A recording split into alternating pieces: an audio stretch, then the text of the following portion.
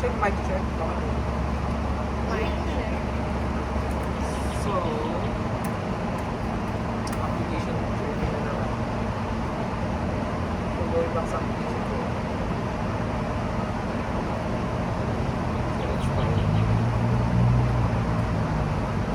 So, during your application journey lang pa, ay hindi, wait lang. Gusto ko lang, hindi, parang stay lang.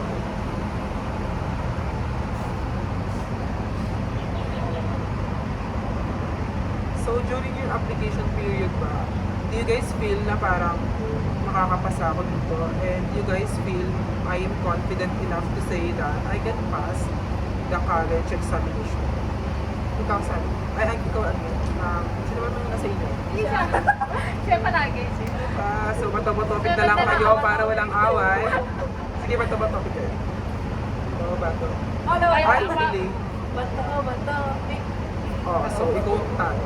So, yun, questions. So, do you feel that parang masasabi mo ba na makakapasa ako sa college examination? Makuramdam ko na tayo makakapasa.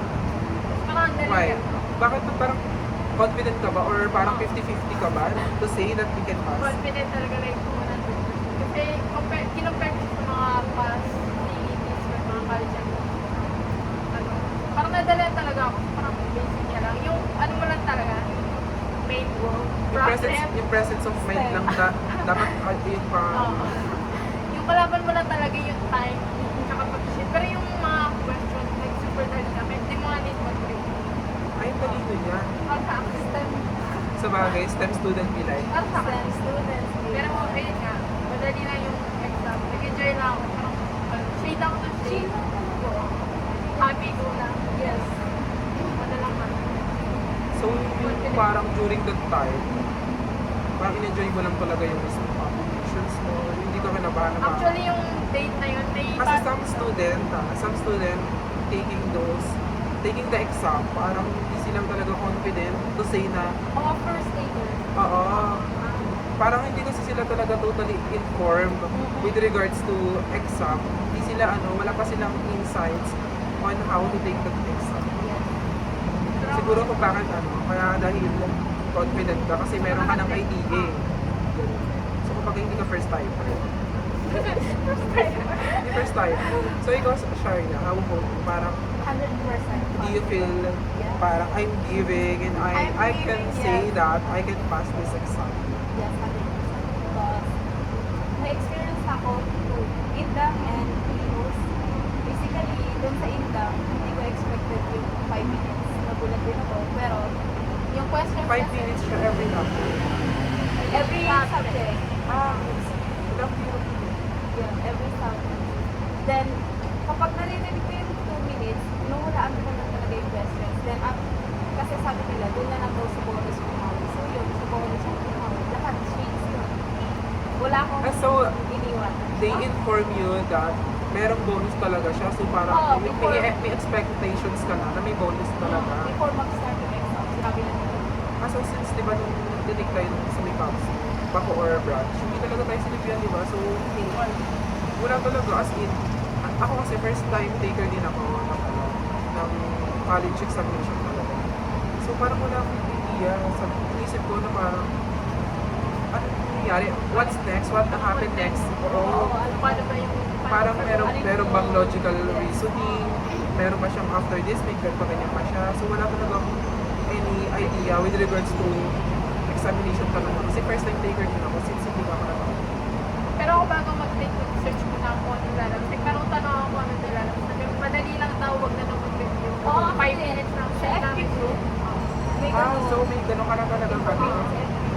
Kaso kasi, hindi ko siniseryoso yung sinasabi nila. Oo, So, mag-take lang ako. Akala ko joke sila sa 5 minutes. Oo. Pala talagang kami. Kasi pag-exam ng 5 minutes, kada subject. So hinulaan mo lang talaga siya. Oo. As in Wala ko kung lang. kada subject, parang Hindi hinulaan mo naman lang. totally po yung subject. Siyempre may sinagot na po alam ko. O yung parang ako kasi binabasa ko siya pero kapag hindi ako nagko-contemplate kung ano yung i-shade ko. Oo. So kung baga kung ikaw yung nakita parang final answer for me, well, I will shade it. May madali naman exam din dito sa Inda. Actually, sa buong college. Parang feeling mo safe lang. Safe lang ba? Sa ibang campus. Safe lang naman. Magaling naman siya. Change lang talaga yun. Yes. Actually, ano yun, parang yung mga questions doon, sinusunod ka lang, pero yung goals direct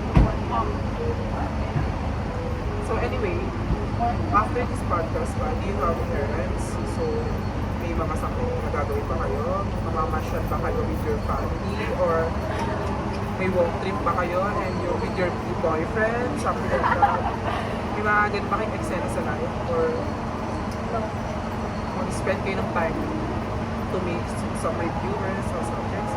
Reviewers, nagre-review kayo? Gusto pa ba yun? Hindi ka lang yun. Ikaw, mag-aaral ka ba? Nag-review ka ba? Gagawa ka ba ng something? Reviewers? Ako for me, gagawa ako kasi slow learner ako. I need some reviewers, a lot of reviewers. So I just need to take some time to take, you know, parang kailangan ko talaga ng maraming time Well, to spend. tumakbo and lister na lang. Open ko. Tapos makakuha ko lang ng score to 45 over 7. Siguro may inalang sa inyo. Oo, tapos doon ulit kami magpapapit sa ganun yung magiging reviewer natin. So yun na naman yung nilalabas. So during yung habang nagpasa kayo while nagpapasa kayo, inaasikaso yung mga other requirements such as medical certificate, school requirements, something like that. Pinahirapan ba kayo? Nahirapan kayo sa pagkuha ng mga ganun? Yes, ako. Sa akin, hindi naman ako ikaw, nahirapan ka. Paano ka sabihin